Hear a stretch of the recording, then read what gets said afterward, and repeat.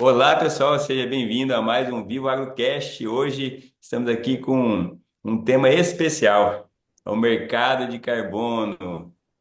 Esse ano aí temos COP30, nada mais propenso aí. Conversei com o Dr. Vinícius há um tempo atrás, ele trouxe o tema aqui, através dessa lei que saiu em dezembro aqui, que regulamenta o mercado, né? A lei no dia 12 de dezembro de 2024, o Brasil deu um passo importante na luta contra as mudanças climáticas, né? Foi instituído o Sistema Brasileiro de Comércio de Emissões de Gases Estufas, né? Lei 14.042, que irá regular o mercado de crédito de carbono no país. E como um tema tão relevante, conversando com o Vinícius aí, nós organizamos aí de uma forma certa, com certa urgência, né, Vinícius e Cecília, esse Exato. bate-papo aqui para a gente poder entender um pouquinho o mercado agro, entender também como está isso na base aí da regulamentação, assim. Muito obrigado, Vinícius, muito obrigado, Cecília, por nos atender aqui. O Vinícius, que é advogado especialista em direito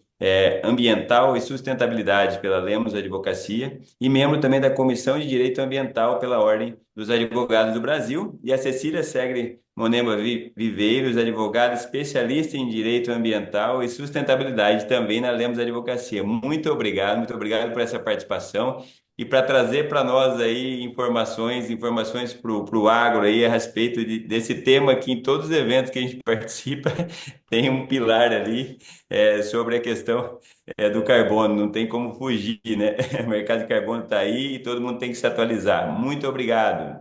Rodrigo, nós que agradecemos. É um prazer imenso estar aqui com você nesse canal, esse canal que é de enorme audiência, e poder falar diretamente com o produtor rural, com a produtora rural, sobre um tema super importante que é o mercado de carbono, que vai trazer impactos, mas também grandes oportunidades para o produtor. Falando em mercado de carbono, doutor Vinícius, me fala um pouquinho como que esse mercado de carbono funciona. Rodrigo, você comentou que essa lei é super recente. De fato, ela foi publicada no Brasil agora no finalzinho, meados de dezembro, dia 11 de dezembro, essa lei foi publicada. E o que é o mercado de carbono, né? Mercado de carbono nada mais é do que a precificação do gás de efeito estufa, né? É você colocar preço no gás de efeito estufa, que uma atividade que causa poluição, né, gera na atmosfera. E por que, aí você me pergunta, poxa Vinícius, por que colocar preço no gás de efeito estufa? Porque o gás de efeito estufa, Rodrigo, ele causa um impacto ambiental relevante. Que tipo de impacto ambiental relevante o gás de efeito estufa causa?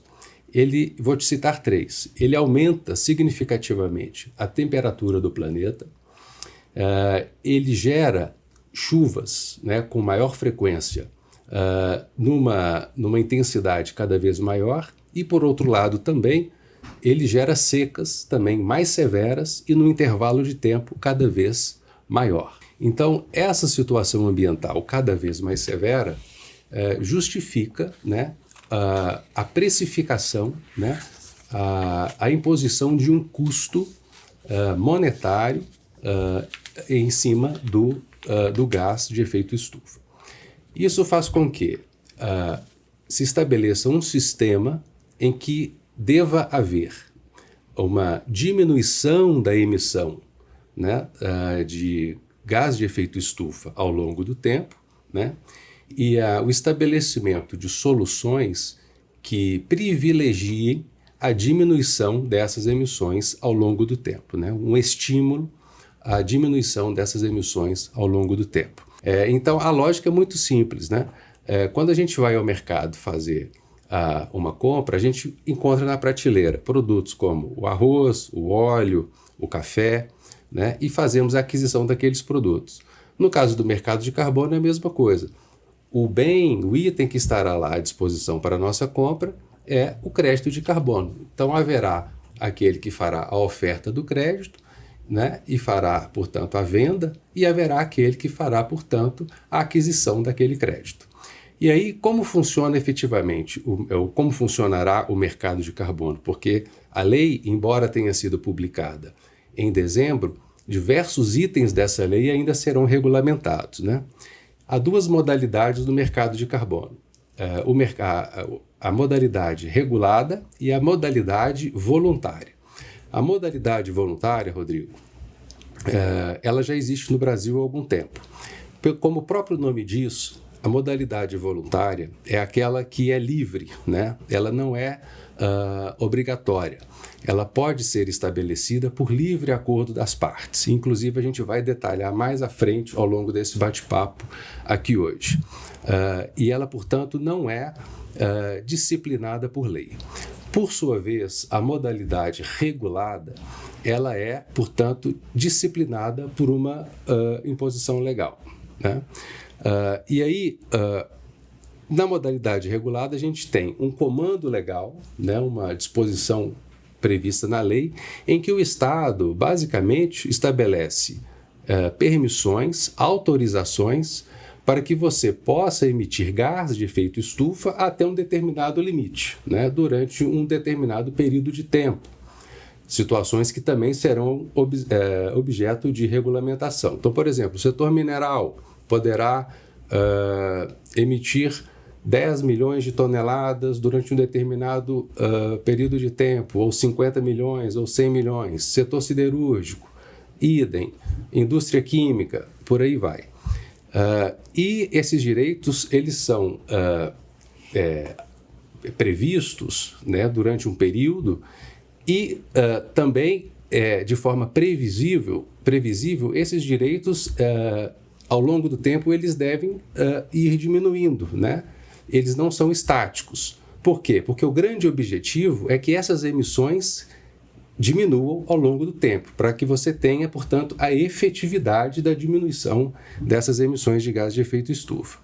E aí, graças a esse mercado, né, o que vai acontecer?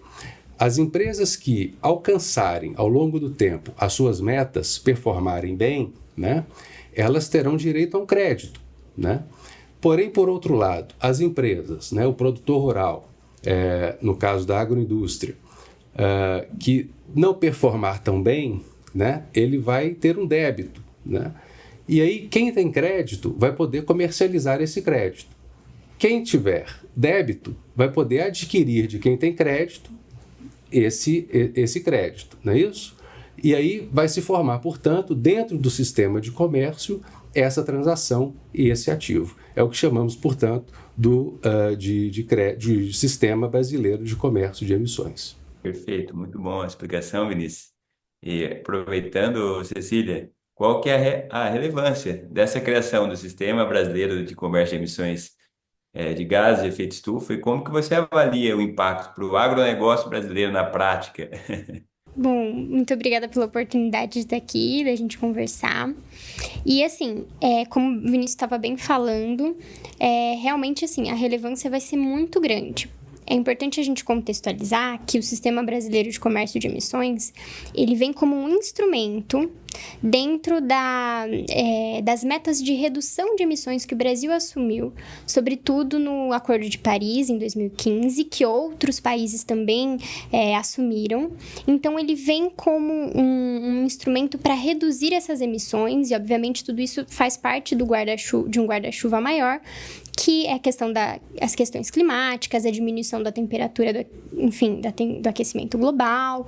E é importante a gente, como o Vinícius também tinha mencionado, a gente entender que o impacto desse sistema está muito ligado porque ele acaba abrangendo diversos setores. Como já foi comentado, quando o sistema, na verdade, a lei, ela regulamenta esse Sistema Brasileiro de Comércio de Emissões, então ela cria para algumas atividades, algumas instalações, sobretudo aquelas que emitirem mais de 25 mil toneladas de carbono equivalente por ano, eles vão alocar cotas e, consequentemente, eles vão ter que ter redução dessas emissões. Então, essas atividades elas vão precisar reduzir as suas emissões. E como que vai funcionar isso? Como o Vinícius bem colocou, quando a gente Quando você tem uma indústria, uma instalação que performa bem, ela vai acabar reduzindo significativamente suas emissões e vai acabar tendo um crédito. Esse crédito pode ser comercializado para aquelas empresas que não conseguirem fazer essa redução e elas precisam estar em conformidade com a legislação. Então, elas vão precisar comprar esses créditos. Aí você está estabelecendo um mercado. O mercado regulado, ela vem justamente dessa questão de de agora ter uma regulamentação onde determinadas empresas, determinadas indústrias, setores vão precisar reduzir. Isso não interfere no mercado voluntário que já acontece por aí, onde as empresas, indústrias, o setor agro atua atualmente de maneira voluntária por questões, enfim, éticas, de melhorar a sua visão também no mercado e tudo mais. Então, o mercado regulado não interfere no mercado voluntário. Eles atuam, em paralelo. Isso, atuam em paralelo. E o setor agro vai poder ter, embora ele não seja pela regulamentação, e o Vinícius vai explicar isso posteriormente, ele não esteja obrigado, ele não entrou como a partir de obrigações de cumprir redução pela lei que institui o mercado regulado, ele pode atuar vendendo créditos de carbono, inclusive dentro da área de um produtor rural. Ele tem diversas maneiras de fazer projetos que gerem carbono. Isso a gente vai explicar mais para frente, mas o setor agro tem muitas possibilidades de criar projetos que gerem carbono e poderão ser vendido esse carbono nesse mercado, tanto regulado quanto voluntário. Perfeito. Então, só para ver se eu entendi aqui, o mercado regulado aí, quem realmente acaba tendo uma emissão de carbono, né, ele precisa trazer para um nível aí que está regulamentado. E o mercado voluntário é quem pode sequestrar carbono, é o exemplo do agro, de repente, que com algumas maneiras, através de florestas, através de manejo, pode gerar uma oportunidade de negócio e também de posicionamento, né? Eu acho que até a questão da venda, a venda da soja, a venda do algodão, a venda de todas as bases aí do agro, a maioria delas são exportações, então o mercado ele pede isso a cada dia mais, né? Uma integridade dessas empresas com toda essa frente. Tá correto essa linha de pensamento? Exatamente, Rodrigo. Aí, já entrando até no próximo item que a gente vai abordar, o agro, por disposição expressa da lei, ele está isento, tá, de fazer o controle de emissões de gás de efeito estufa, tá? Só o agro da atividade primária, ou seja, aquele agro que não lida com transformação industrial daquele grão, tá? Daquela atividade agrícola inicial, tá? Daquela lavoura que ele colheu inicialmente lá na sua propriedade. Daí isso justifica o exemplo das atividades que eu comentei anteriormente na resposta inicial. Então, quem tem o teto, tá, de emissão de gás de efeito estufa são as outras atividades. Essas outras atividades terão, portanto, que observar limites de emissão de gás de efeito estufa. Agora, falando especificamente para o nosso público do agro, né, especificamente, a agropecuária primária, ela não precisa se preocupar com limites de emissão de gás de efeito estufa, por disposição expressa da lei, tá? Agora, eu vou dar um exemplo de uma situação que se encaixa no que eu estou dizendo. Imagina uma pecuária extensiva. Então, a produtora rural tem lá na sua propriedade o gado no pasto, para um possível corte lá na frente, um fornecimento de carne para um adquirente lá daquela proteína animal. Então, ao longo da sua atividade extensiva, a gente tem emissão de gás de efeito estufa, como, por exemplo, o metano, por conta do arroto do animal e também do estrume que ele gera ao longo daquela atividade extensiva. A gente tem emissão durante essa atividade extensiva. Por ser atividade primária, a gente tem emissão de gás metano, que é um gás de efeito estufa. Mas, de novo, por disposição da lei, essa atividade ela não está incluída como obrigatória, como atividade obrigatória, a cumprir como atividade que se obriga, melhor dizendo, a cumprir os limites da legislação. Tá? Agora, avançando um pouco, e a questão da agroindústria, que eu também exemplifiquei na resposta anterior. A agroindústria já não é a atividade primária, tá? Em que não há transformação do produto primário. A agroindústria ela já se caracteriza pela transformação daquele produto inicial, né? Como, por exemplo, imagina uma plantação de soja, né? Uma lavoura de soja, de algodão, etc. Você tem ali a colheita da soja, né? A plantação da soja, você faz a colheita, mas num dado momento você transforma aquele grão de soja num óleo de soja, né? Então você tem o quê? O beneficiamento daquele grão, a transformação industrial daquele grão num outro produto. Então o que você tem ali? A transformação daquele grão numa outra situação, né? Então aquela transformação industrial, aquele beneficiamento, portanto, o fato de você ter submetido aquele grão de soja a um processo industrial, você gerou o quê? A secundarização daquele grão. Você o transformou do ponto de vista industrial. O fato de ter submetido o grão de soja a um processo industrial, portanto, ter secundarizado aquele grão, portanto, o fato de ter submetido ele ao processo industrial, na questão da agroindústria, aí sim você já fica sujeito aos limites de controle de emissão de gás de efeito estufa que a lei estabelece. Então, se a agropecuária ela é primária, não está vinculado. Mas se é secundária, no caso da agroindústria, aí sim o produtor precisa ficar atento. Agora, um outro ponto também que vale a pena ressaltar é que os insumos, as matérias-primas, como fertilizantes, sementes, que são essenciais para a atividade do produtor, eles não são contabilizados para o cálculo daquele crédito de carbono, tá? Então eles são excluídos. Por quê? Porque são essenciais. Sem a semente, sem as matérias-primas, você não consegue produzir, né?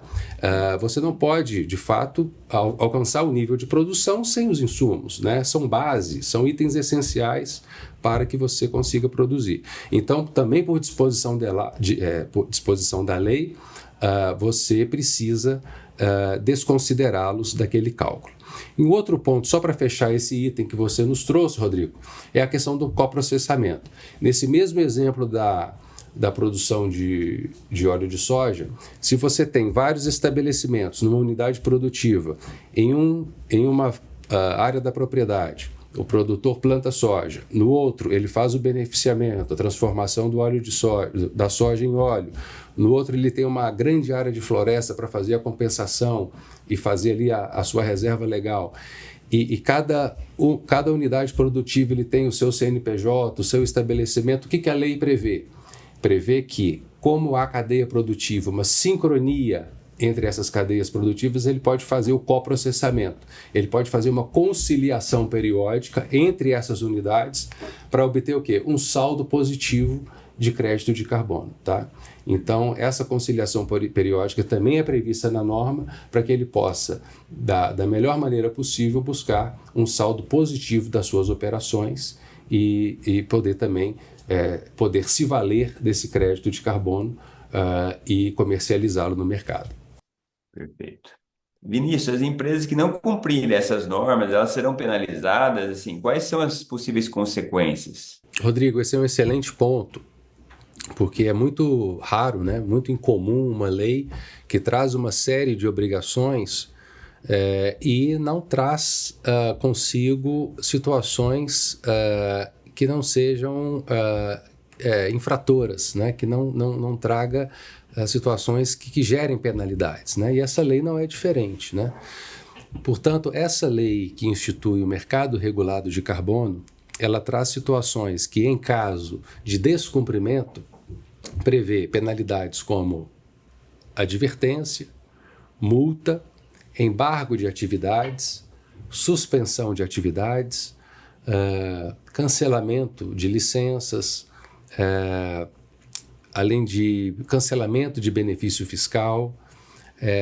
O produtor rural também ele vai deixar de ter acesso à concessão de financiamento, a linhas de financiamento em instituições públicas, né? Essas são algumas situações que a lei coloca.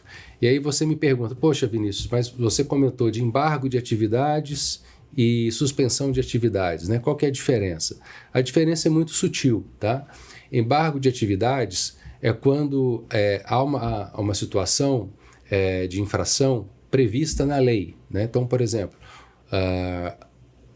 se exerce uma atividade sem uma licença ambiental, né? Então, exercer atividade sem uma licença está prevista na lei. Então, o fato de descumprir, né, de exercer uma atividade, ela causa o embargo, porque está textualmente prevista na lei.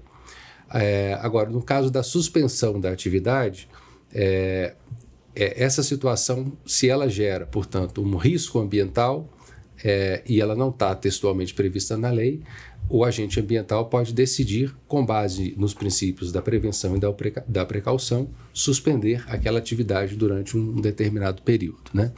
Agora, é importante dizer, Rodrigo, que as multas, no caso das pessoas jurídicas, poderão variar entre 3% e 4%. Né? Na verdade, a multa será de 3% do faturamento da empresa.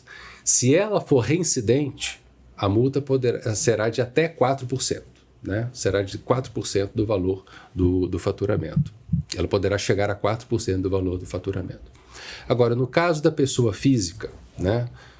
Se ela não tiver faturamento, tá? Pessoa física sem faturamento, ela será entre 50 mil e 20 milhões de reais. Ou seja, veja que são valores muito significativos, tanto no caso da pessoa jurídica, né?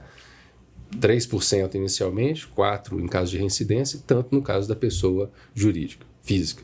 Então, veja que são situações que merecem total observância em razão dos valores expressivos que a lei coloca, de modo que é recomendável um compliance, uma observância total daquelas obrigações que a lei traz não só ao produtor rural, mas àqueles também que estão obrigados a cumprir os limites e as situações trazidas pela norma. Vinícius, eu fiquei com uma dúvida. Essas multas, elas impactam também um produtor rural de âmbito de uma cultura da soja, uma cultura do algodão, assim, uma cultura de base, como você tinha comentado antes, acho que tinha alguma situação um pouco diferente para essa área. Em tese, impactam sim. O que a norma ainda não traz? A especificação das infrações, né? Nós temos hoje, na Lei 15.042, o valor das penalidades, né, no caso das multas, e a modalidade dessas penalidades. O regulamento, né, que ainda será publicado, irá especificar quais as infrações, né, que serão passíveis de serem aplicadas e o valor das penalidades aplicáveis a cada uma dessas infrações, né? Então, o fato do produtor, lá da atividade primária, de uma lavoura de algodão, de uma lavoura de soja, de uma lavoura de café, não estar obrigado a cumprir limites de emissão de gás de efeito estufa, não significa que ele estará totalmente isento, né, de sofrer penalidades. Algumas penalidades ele poderá ter que responder, mas essas respostas nós teremos completas apenas quando sair a regulamentação. Mas essa obrigação da emissão, nós já sabemos que ele não está obrigado a cumprir. Então, essas são normas que entrarão em vigor, provavelmente ainda no decorrer do tempo, então, para que possam ser obedecidas ali, para que não corra nenhum risco, né? É isso, né? Exatamente. Com a regulamentação, Rodrigo, ficará muito claro para todos nós advogados, empresários, produtor rural, qual infração ocorrerá a cada atividade, a cada fonte de poluição, a cada instalação ou a cada conduta, né, que for praticada dentro do escopo daquela lei. Né? Então, essas informações, as condutas, né, as questões atenuantes, isso já até consta na lei, mas as condutas especificamente, nós somente as conheceremos quando o regulamento for publicado. Aproveitando o gancho aí, Cecília, existe um prazo para essas empresas se adaptarem a essas novas regras e poderem comercializar os ativos no mercado financeiro? Como que está essa parte de prazos? Então, Rodrigo, na verdade, assim, a lei já está em vigor, porém, esse sistema nacional de emissão de gases de efeito estufa, ele vai ser implementado em fases. E, no primeiro momento, com a entrada da lei em vigor, a gente vai passar por um período de 1 ano, que pode ser prorrogável por mais 1 ano, de regulamentação dessa lei. Como o Vinícius tinha mencionado antes, existem muitas questões que precisam ser regulamentadas, então, a princípio, nesse período de 1 ano, que pode se prorrogar por mais 1 ano, a gente vai estar passando por esse período de regulamentação da lei. Depois desse período, a gente vai ter um outro período de 1 ano em que os operadores vão ter que relatar as suas emissões. Então, é importante que quem está submetido a essas exigências de redução de emissões, né, pela lei, é importante que elas entendam que depois desse período de regulamentação, elas vão ter que apenas relatar as suas emissões, não vão precisar reduzir já de maneira imediata. E aí vão ter que submeter esse relatório para o órgão gestor do Sistema Brasileiro de Comércio de Emissão de Gases de Efeito Estufa. Depois disso, a gente passa por uma outra etapa, que é um período de 2 anos, onde essas empresas, instalações, quem possa emitir esses gases de efeito estufa, vão ter que submeter a esse órgão gestor um plano de monitoramento junto com o seu relatório de emissões. Então, você percebe que ele está tendo que se adaptar aos poucos, mas ele já vai precisar implementar medidas.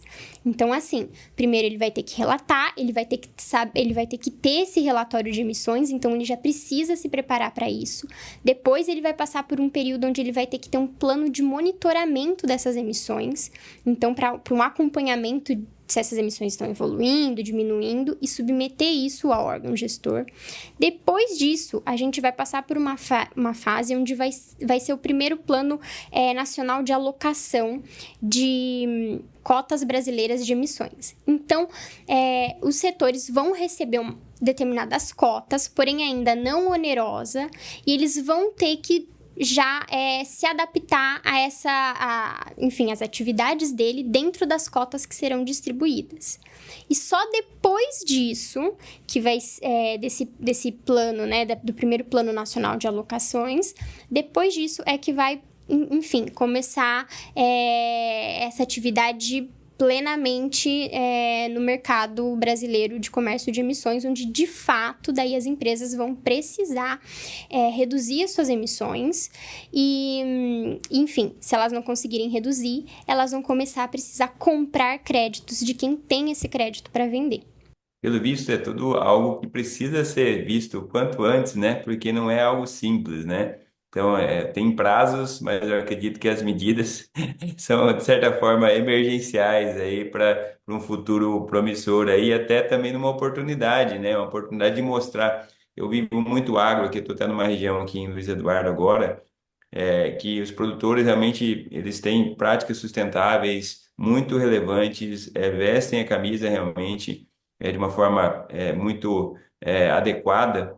E até o Vivo Agro nasceu um pouco por isso, assim, porque o agro, ele muitas vezes é visto aí como um vilão, e realmente, eu estava com um produtor ontem aqui, nossa, a questão de irrigação aqui, o cuidado que eles têm, o cuidado com a área de preservação, que é muito grande, acredito que seja uma grande oportunidade aqui. E aproveitando um pouquinho, assim, essas diversas práticas sustentáveis aí do agronegócio brasileiro aqui, Fala um pouquinho aqui, Vinícius. O produtor deve formalizar essas ações sustentáveis. Como que é o processo e como é o processo dentro aí, acho que do mercado de carbono também. Rodrigo, seu comentário é extremamente pertinente, porque o Brasil aguardava a edição dessa lei já há algum tempo, né? E essa lei ela vem em sintonia com as melhores práticas do cenário internacional. A União Europeia já possui uma normativa nesse sentido, e vários outros países do chamado Primeiro Mundo também a possuem. E este projeto de lei já tramitava no Congresso Nacional há vários anos, né? E também o Brasil já é parte de vários acordos internacionais, e o principal deles é o Acordo de Paris. Então já havia no país uma expectativa da edição dessa norma, e essa expectativa de fato existia. Poxa, o Brasil vai ter essa norma, vai ter essa lei, o mercado de carbono no voluntário precisa do regulado para que as coisas possam caminhar conjuntamente e o cenário do comércio desse ativo possa crescer, florescer. Então, havia realmente essa expectativa. E embora, conforme nós já comentamos aqui, essa lei tenha surgido, mas há a expectativa da regulamentação de diversos dispositivos dessa norma, há aspectos que o produtor rural já pode observar desde já, né? Eu vou comentar a respeito. Esta lei, ela cria dois ativos, né, que podem ser comercializados, que serão comercializados no âmbito do sistema. É o CBE e o CRVE, né? É a cota brasileira de emissão e o certificado de remoção ou redução verificada da emissão, né? Esses dois ativos, eles serão regulados e acompanhados pela Comissão de Valores Imobiliários, assim como todos os ativos do mercado financeiro, né? Quando a gente aplica lá em renda fixa, o CDB, CDI, é a mesma lógica, né? A gente tem a fiscalização e o acompanhamento da CVM por questão de rentabilização, tributação, etc. Mesma lógica. E aí, o que o produtor rural, portanto, ele precisa realizar para que ele possa, lá na frente, ter esse ativo, esse título e receber, né, comercializá-lo e ter um retorno financeiro em relação a ele? Primeira coisa, desenvolver o projeto. Cecília já comentou. Esse projeto precisa ter método, portanto, uma metodologia séria que vá validar esse projeto. Com o projeto, método, ele precisa ser certificado por uma certificadora de alto nível. Com tudo isso em mãos, esse projeto sobe, compõe um banco de dados do governo federal e, a partir daí, esse ativo ele é gerado, né? E uma vez gerado, ele passa, portanto, a ser comercializado e poderá ser comercializado no mercado financeiro, né? E a questão da precificação, inclusive é um ótimo tema que a gente pode abordar num podcast específico. Quem vai estabelecer são as leis da economia, né? Os fundamentos de mercado, os agentes de mercado que vão estabelecer o preço desse mercado, desse título, né? Mas são todas essas etapas que o produtor pode desde já estabelecer para que ele possa lá na frente ter esse título em mãos e poder operar nesse mercado, nesse sistema brasileiro de comércio de emissões. Agora, falando especificamente do ponto de vista jurídico, não são todos os títulos de propriedade que são elegíveis para que o título seja emitido. Por exemplo, se o produtor rural tiver título de posse, infelizmente ele não consegue, lá na frente, obter um ativo de carbono, né? Somente aquele produtor rural que tiver título de propriedade, concessão ou usufruto conseguirá. Então, a nossa recomendação ao produtor e à produtora rural é que verifique a questão dominial, a propriedade, o título de domínio, né, do seu imóvel, para que busque, né, a verificação, né, se certifique em relação à questão dominial do seu imóvel para que ela esteja correta, regular, para que ele possa percorrer todas essas etapas que a lei determina e lá na frente possa se beneficiar dessa grande oportunidade que a lei coloca para todos, né? Então, você que esteja numa condição de título de posse, busque evoluir da condição de posse para uma condição de usufruto ou de propriedade, para que esse ativo seja, portanto, obtido por você, né, pelo produtor, e objeto de uma rentabilidade maior lá na frente. E é importante isso, importante esse Bastante ponto, né? Pra importante. essa regularização aí, né? Muitas vezes ficam com posse, mas acho que é um cenário importante para ser visto. Você falando também, eu fiquei imaginando aí, até num próximo bate-papo, de repente, ver justamente as tendências, porque é um mercado novo, né? Quantas empresas precisam se regularizar, como que vai acontecer esse mercado? Então, fazer um mapeamento disso aí para o público seria muito interessante para enxergar realmente essa oportunidade, enxergar talvez um pouco a precificação, como você mesmo disse. Será um ponto muito legal para uma próxima etapa, talvez. Sem dúvida, porque todos nós fazemos investimento, mas a grande vírgula depois do investimento é qual será o retorno, né? Então, entender né, a questão do retorno financeiro é um ponto que deve ser desvendado e compreendido por todos, e certamente eu acho que deverá ser enfrentado por nós e debatido nesse canal essencial aqui para a compreensão de todo produtor rural. Aproveitando o gancho, Cecília, fala um pouquinho, então, realmente, na sua visão, e quais as oportunidades aí desse mercado de crédito aí para o agronegócio? Então, Rodrigo, como eu tinha mencionado anteriormente, tem alguns tipos de projetos que geram créditos de carbono que podem ser desenvolvidos por um proprietário de imóvel rural, enfim. É importante a gente identificar que, de uma maneira simplificada, mas só para que o público consiga entender, a gente tem 3 tipos de projeto. RED+, que são projetos que evitam emissões. Então, são projetos de conservação de uma área florestal, por exemplo. Projetos ARR, que são projetos que buscam o reflorestamento de uma área. Então, como se você criasse uma floresta naquele lugar. E são tipos de carbono diferentes. Percebe que o primeiro a gente está evitando, a gente está conservando uma região. Então, a gente está evitando emissão. Isso gera crédito de carbono. O segundo, a gente está reflorestando, nós estamos sequestrando carbono. Outros créditos que podem ser emitidos. E o terceiro, que são créditos ALM, que para um produtor rural, ele pode aplicar em práticas agrícolas, de manejo de solo, que incorpore carbono no solo, ou até mesmo reduzir emissões. O Vinícius tinha comentado numa área de pastagem, por exemplo, do gás metano, que é produzido pela pecuária, né? Se você tem algumas práticas sustentáveis incorporadas a isso e, consequentemente, melhora, né, essa alimentação desse gado, você pode melhorar e diminuir a emissão do gás metano, por exemplo. Então, são 3 tipos de créditos que podem ser desenvolvidos dentro de um imóvel rural, para um produtor rural. Então, acho que, assim, além de ser uma oportunidade de vender esses créditos, também aumenta a competitividade do produtor no mercado. E acho que aproveitando também, falando dessa questão aí de como o mercado de carbono ele pode colaborar com a imagem do Brasil no cenário global, Vinícius, aproveitando aí esse gancho também. Esse é um excelente ponto, Rodrigo, e que a gente precisa cada vez mais esclarecer a todos. Bom, dados do IBGE, inclusive de 2024, mostram que o agro corresponde a 22% do PIB do Brasil.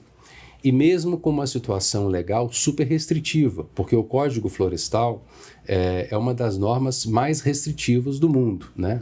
O produtor rural precisa cumprir 20% de reserva legal, dentre outras limitações existentes na propriedade, né? Mas essa situação, ela gera também uma série de benefícios ambientais. E o agro também já reconheceu isso, né? O agro hoje verifica e reconhece essas situações como ativos naturais que lhes são proporcionados, né? E assim, não só reconhece, né, como também se beneficia desses ativos naturais. E o mercado de carbono se insere nessa situação, né? Ou seja, você tem um conjunto de situações que reconhece o seu produto, né, reconhece a sua atividade, e o mercado de carbono, através do crédito que será gerado, vai melhorar o ambiente de negócios, né? Vai, além disso, valorizar a atividade do agro no contexto nacional e no contexto internacional, porque é um ativo a mais que será gerado, né?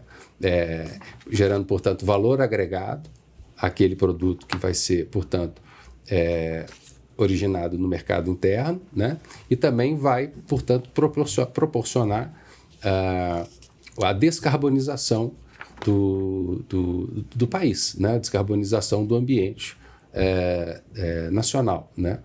Contribuindo, portanto, com as metas que o Brasil assumiu no Acordo de Paris.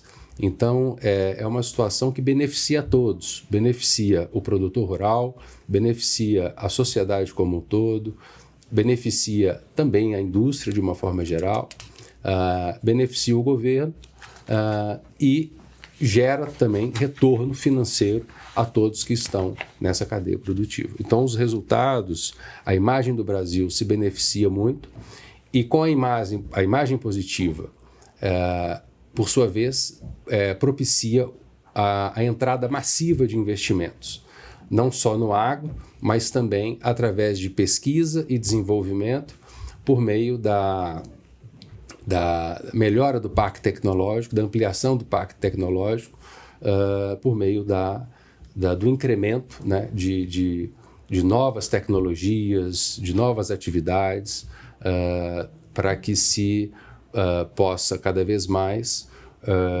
obter, né, novas tecnologias e novas situações com vistas à descarbonização, captura de sequestro e tudo que, enfim, possa melhorar a situação de redução de emissão de gás de efeito estufa.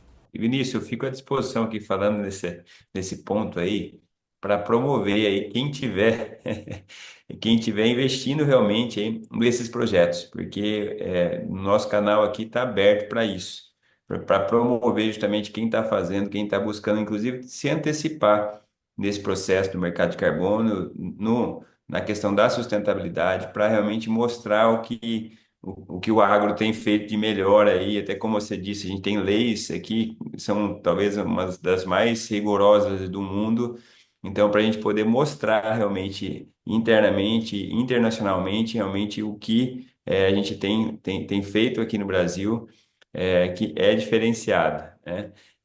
Eu queria voltar um pouquinho com a Cecília aqui para fazer uma pergunta ainda. O produtor rural tem a opção de atuar também no mercado voluntário ou apenas regulado? Como funciona, Cecília, essa parte? Então, Rodrigo, o produtor rural pode atuar nos dois mercados. Como eu tinha mencionado anteriormente, a regulamentação do mercado com a Lei 15.042 de 2024, no final do ano passado, ela não interfere no mercado voluntário. Então, assim, os produtores rurais que quiserem comercializar os seus créditos, que tiverem créditos, fizerem projetos e desenvolverem créditos de carbono, poderão regulamentar, poderão comercializar esses créditos no mercado voluntário, independentemente do mercado regulado. E no mercado regulado, eles também poderão atuar. Só para esclarecer um pouco melhor, talvez, o outro ponto dos projetos, eu tinha mencionado que existem 3 projetos. O de RED+, que são projetos que visam a conservação, então, eles geram créditos pelo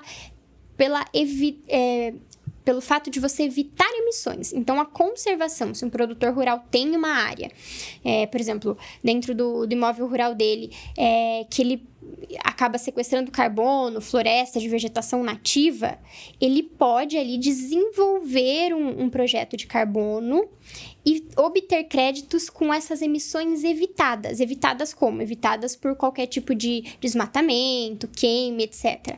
Então, ele acaba gerando um crédito e incentiva ele a manter aquela área de vegetação nativa preservada. Os créditos ALM, que eu mencionei, que são os créditos que você desenvolve dentro da sua atividade agropecuária, então, com manejo de solo, atividades, sustentáveis que acabam incorporando mais carbono no solo, também é um tipo de projeto que pode ser desenvolvido e que gera créditos. E o ARR, vamos supor que um produtor rural tenha um espaço dentro da propriedade dele, onde ele é um espaço que ele acaba não produzindo por questões de terreno, ou seja, por questões de topografia. Porque questões de solo a gente até consegue fazer um manejo do solo, mas às vezes por questões de topografia isso fica complicado. Então é uma área que ele acaba inutilizando. Ali ele pode desenvolver o crédito ARR, fazendo como se fosse assim, plantando uma floresta ali dentro. Então, ele vai sequestrar carbono a partir dessa floresta que ele está plantando. E aí, é um outro projeto que pode desenvolver esse crédito. Então, assim, eu acho que tem várias oportunidades para o setor do agro, tanto no voluntário quanto no regulado, e diversos tipos de projeto que ele pode desenvolver dentro da propriedade rural dele, e óbvio, né, de acordo com a situação da propriedade rural. E qual que é a previsão na prática, assim, do produtor receber, assim, os créditos de carbono, assim, por seus ativos ambientais, em especial nas áreas de reserva legal? As áreas de reserva legal e as áreas de APP são áreas onde, então assim, por exemplo, a reserva legal você tem que ter 20% da vegetação ali preservada. E a área de APP, se você tiver, por exemplo, situações de um rio, margem de rio e tudo mais, também são áreas onde ele tem que manter preservado. Nessas regiões, ele pode desenvolver tipos de créditos que são os créditos RED+, que são aqueles que evitam emissões através do desmatamento. E aí, eu vou tentar simplificar aqui um conceito para a gente entender melhor. Como que eu, se produtor rural, dono de imóvel rural, que tenho que manter aquela área de reserva legal, vou ganhar um crédito em cima de uma obrigação, de uma legislação? Aí entra a parte de que, enfim, isso vai ser aplicado no desenvolvimento do projeto de carbono, onde você vai comprovar uma adicionalidade do seu projeto. O que é adicionalidade? Eu vou tentar fazer uma simplificação aqui. Adicionalidade é como se fosse um ganho ambiental que aquela região vai ter com o seu projeto. Como que eu provo isso, de novo, se eu tenho uma obrigação legal? Ou seja, eu não tenho ganho, eu já tenho que manter aquela área. Você vai fazer um estudo de linha de base daquela região, daquele imóvel. E o que é essa linha de base? É como as questões de desmatamento se comportam na prática sem o projeto de carbono. E o que a gente vê muitas vezes? Que mesmo em situações de imóvel rural, onde você precisa manter área de reserva legal e APP, há sim desmatamento.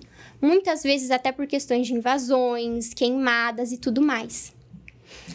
Principalmente em imóveis rurais muito grandes. Então, mesmo com a obrigatoriedade da lei, na prática o que a gente percebe é que às vezes ela não se cumpre. Quando você vai desenvolver um projeto de carbono dentro daquela região, você está mostrando o quê?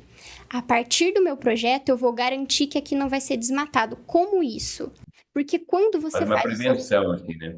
Isso, quando você faz um projeto de carbono, você vai ter que submeter esse projeto a um plano de monitoramento daquela área. Ou seja, frequentemente você vai ter que monitorar se aquela área está sendo preservada. Então, você vai garantir, em comparação com outros imóveis rurais que não tenham esse tipo de projeto e, consequentemente, um plano de monitoramento, você vai garantir que você vai, de fato, preservar a área de reserva legal e APP. Então, você pode ter dois tipos de projeto. Primeiro, né, nesses da área de reserva legal e APP, são projetos AUD, enfim, são as siglas e tudo mais, mas são os projetos que você desenvolve dentro dessas áreas de reserva legal e APP. E, para além disso, você também tem... Vamos imaginar a situação em que um produtor rural tenha um excedente de vegetação nativa. O que é isso?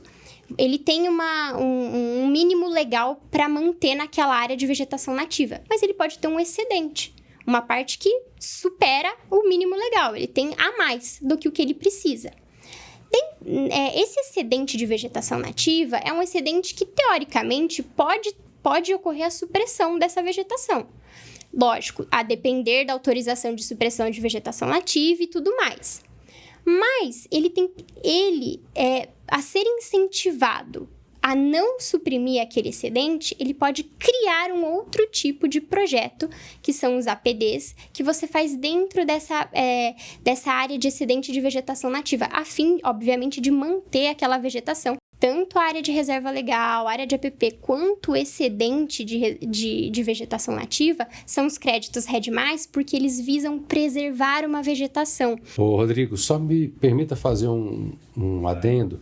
Esse ponto que a Cecília está trazendo talvez seja o principal de todos aqueles que a gente comentou aqui, porque também o mais rentável do ponto de vista do investimento que o produtor e a produtora rural possam fazer. Porque a legislação ambiental, ela estabelece em termos de obrigação a questão do mínimo de reserva legal, de APP e de manutenção de área verde, de forma muito clara, mas ela não o traz em relação ao carbono. Daí a importância que o produtor tenha de fazer um investimento na adicionalidade, ou seja, não só de conservar a sua reserva legal, a sua APP ou uma área maior de reserva legal, além do percentual que a lei determina, mas de trazer à tona essa adicionalidade da importância que aquela área de reserva legal tem em relação à captura do carbono, né? E, portanto, essa adicionalidade que vai gerar o retorno daquele investimento. É um baita ativo, né?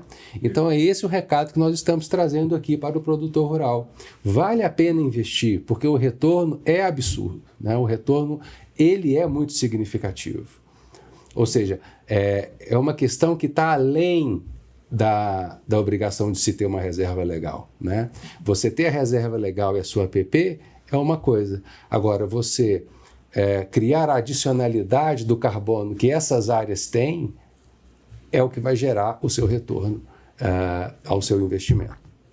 E acredito que o pioneirismo nisso aí vai trazer ainda mais benefícios, né? Para quem puxar à frente, sempre realmente acaba ganhando aí nessa demanda de mercado, que acredito que também vai acontecer nesse futuro. Falando um pouquinho agora, Vinícius, como que com a reforma tributária e esse novo cenário de mercado de carbono, assim, como ficará para o produtor a tributação da receita com relação a esses créditos de carbono? Isso já tem algo desenhado nesse sentido? Temos algo, e é um outro ponto que aflige o produtor rural. Por quê? Porque impacta faturamento, impacta receita, né? Mexe no bolso do produtor. Tudo que mexe no bolso do produtor, né, causa situação, né, de nervosismo, né? Bom, a Receita Federal já se manifestou, tá, em relação a esse assunto, Rodrigo. O que a Receita Federal já disse hoje, né? A manifestação hoje da Receita é a seguinte: ela já entende o crédito de carbono como um ativo intangível, tá? Ativo intangível é aquele que você não consegue tocar, pegar, né? E a receita decorrente da venda desse ativo intangível, ela é, portanto, uma receita financeira do ponto de vista jurídico. Sendo assim, né, incide imposto de renda e contribuição social sobre o lucro líquido, se a pessoa jurídica estiver sob o regime não cumulativo, né? O regime não cumulativo é aquele em que o custo ele é repassado na cadeia de produção. Tá? Então, se a pessoa jurídica estiver no regime não cumulativo, é imposto de renda mais CSLL. Se ela estiver enquadrada no regime cumulativo, aí incide PIS e COFINS. Agora, de novo, É uma lei recente, uma lei nova. Este entendimento da Receita Federal, embora esteja vigente, pode sofrer adaptações, até por conta também das novas regulamentações que virão ao longo do período de regulamentação da Lei 15.042, que, conforme comentamos aqui, tem o prazo de até 2 anos para poder ocorrer. Mas é claro, eu acho que isso é um imposto de quem estiver trabalhando com o mercado, né, de carbono, e acredito que, acho que como qualquer negócio, ele vai ter um impacto de imposto sobre, né? Mas eu acredito que o ganho deva compensar esse investimento aí de médio e... Como que é esse investimento? Posso chamar de médio prazo, Vinícius? Médio prazo é a expressão adequada, Rodrigo, porque quando a gente coloca no tempo, né, a questão da regulamentação da lei, 2 anos, né, e a expectativa de retorno desse investimento, a gente pode enquadrar como médio prazo, né?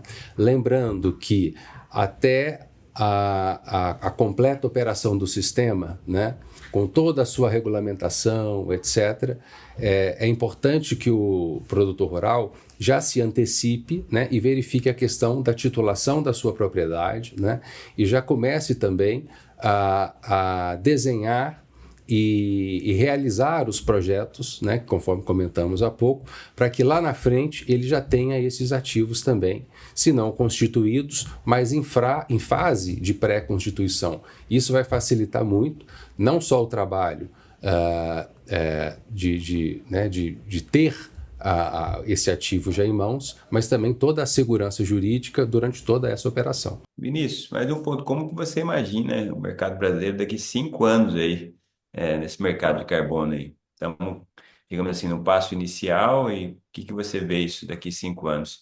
Rodrigo, a expectativa nossa é muito grande, né? Como eu comentei, o Brasil hoje se insere com essa lei num cenário internacional cada vez mais convergente, cada vez mais fluido, mais orgânico, integrado, né?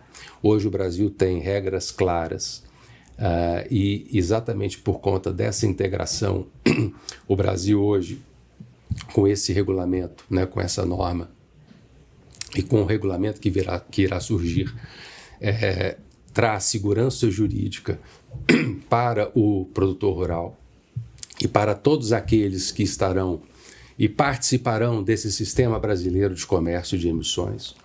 O mercado regulado de carbono é uma grande oportunidade para gerar negócios, para se ter retorno financeiro desses ativos, a partir do grande ativo natural que nós temos hoje, que é a natureza, né?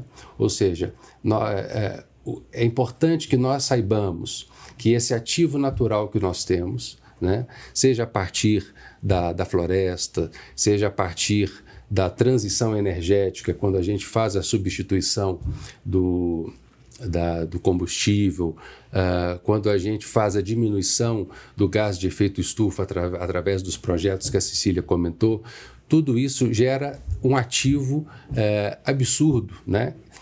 E esse ativo que a gente gera, ele tem agora, com o Sistema Brasileiro de Comércio de Emissões, a capacidade de trazer não só um benefício em termos climáticos, em termos ambientais a todos, mas também um retorno financeiro que é plausível e que é justificado, né?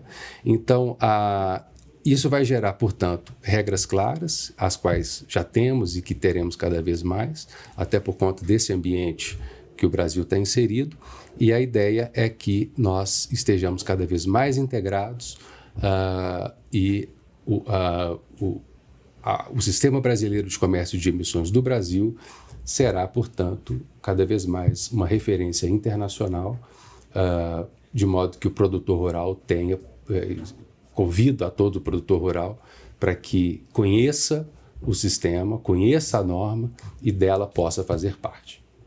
A oportunidade no mercado de carbono aí para produtores, para a indústria também, talvez até práticas, situações de contexto que já tem, pode se gerar oportunidade. Eu acho que um ponto de posicionamento, a maioria os produtores exportam. Então, acho que essa questão da integridade, da transparência, do que a gente faz direito aqui, acho que é fundamental, aliado a esses projetos, essas certificações aí, né? Além do ganho, logo a médio e acredito que a longo prazo, né? Porque acho que a partir do momento que se estabelece aí esse mercado, ele deve ter um retorno constante, né? Seria basicamente isso. E para a indústria, eu acho que primeiro tem que se adequar, né? Quem não estiver adequado aos limites ali de carbono, né? Também eu acho que e pode até, com boas práticas aí, de repente até ter um retorno sobre isso. Em resumo do resumo aí, com minhas palavras, é, é isso. Plenamente de acordo. Como a agricultura, a agropecuária primária foi excluída do teto de emissões, nesse primeiro momento, ela poderá ser a grande fornecedora, né, de créditos para a indústria. Porque a indústria, Rodrigo, hoje ela já está emitindo gás de efeito estufa e assim que sair a regulação da lei, né, ela já vai precisar fazer essas reduções. No mínimo, cumprir o teto de emissões. E à medida que Talvez o muitos já tempo for estejam dentro, passando, né? fazer as reduções. E o agro, né, tanto no primário, principalmente o primário, o que vai acontecer? Como ele não está sujeito ao teto das emissões, o agro vai ser o grande fornecedor, né, de créditos para a indústria. Olha que ativo que o produtor tem em mãos, que se bem utilizado com segurança jurídica, né, ele vai poder fornecer. Né? E a agroindústria, idem. Por quê?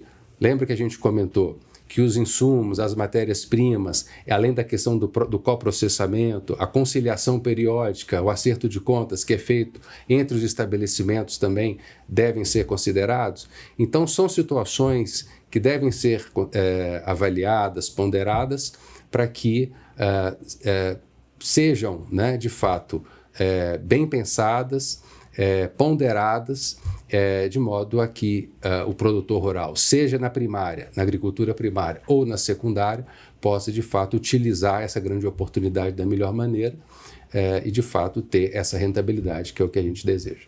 Posso fazer um comentário também adicional? Concordo com as falas do Vinícius e óbvio que toda a questão, a realidade do produtor rural, o desenvolvimento, quando ele pensar em desenvolver um projeto, há todo um estudo de viabilidade técnica, financeira, dentro das possibilidades daquele imóvel rural, mas eu espero que a gente tenha conseguido assim, expandir os horizontes, esclarecer um pouco mais sobre essas possibilidades que já existem hoje no mercado. E agora, para encerrar aí, gostaria de saber se alguém ficou com alguma dúvida ainda, o assunto ainda que tem muita coisa para aprender, né? Para a turma aprender. E se tiverem dúvidas aí, Vinícius, como que o pessoal pode acessar aí a Lemos aí? Como que eles podem segui-los?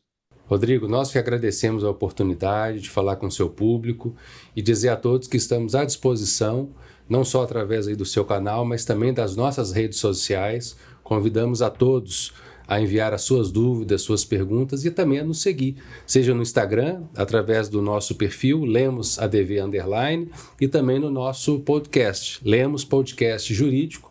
E estamos à disposição de todos para poder tratar não só do mercado regulado de carbono, mas de qualquer outro tema relacionado a direito ambiental e sustentabilidade. Muito obrigado. Vamos deixar tudo isso aqui na descrição do nosso vídeo. Aproveita para curtir também nosso canal, compartilhar esse conteúdo relevante para todos aí, mas estará aqui no nosso descritivo aqui todos os acessos aí para que vocês possam segui-los e também, se tiver alguma dúvida, fique à vontade também para nos chamar aqui através de algumas interações conosco. Estamos à disposição aí para aprender. E aí eu queria eu gosto sempre de finalizar aqui com uma perguntinha pessoal aí a cada um de vocês. Cecília, como que é viver um pouquinho aí do agro nessa área do direito junto com o agro? Como que você vive isso no seu dia a dia? Então, Rodrigo, sabe que quando na faculdade de Direito a gente tem muitas matérias, mas a gente... É um ramo diferente você ir para essa área ambiental, obviamente está relacionado ao agro, então eu acho que assim, é uma oportunidade muito grande para gente que também não é da área, enfim, que lida com agronegócio e tal, é da área jurídica, é uma área um pouco mais distante, tem um outro tipo de prática, né? Mas é uma grande oportunidade para a gente conhecer a realidade dos agricultores, agropecuaristas que tem no nosso país, e a gente poder entender também a necessidade e a realidade daquele produtor rural. Então, assim, eu acho realmente que é uma oportunidade que a gente acaba expandindo os nossos horizontes para além da nossa caixinha, principalmente do direito, enfim, e acaba tendo, assim, uma visão um pouco mais abrangente e realista também dentro do cenário, né, no caso aqui do Brasil, enfim, mas dentro desse cenário ambiental, agro, é realmente uma oportunidade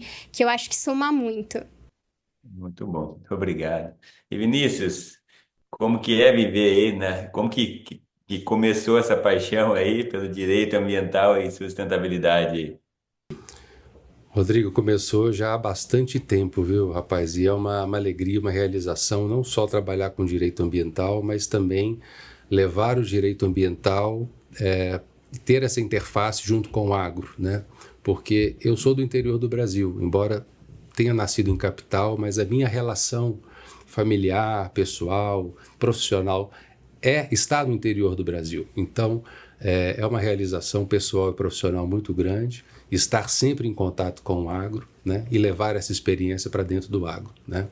E falando especificamente do mercado regulado de carbono, é uma oportunidade tão grande que é fundamental que o agro possa se aproveitar dela, né? Ou seja, não é só o meio ambiente que será, portanto, objeto desse aproveitamento.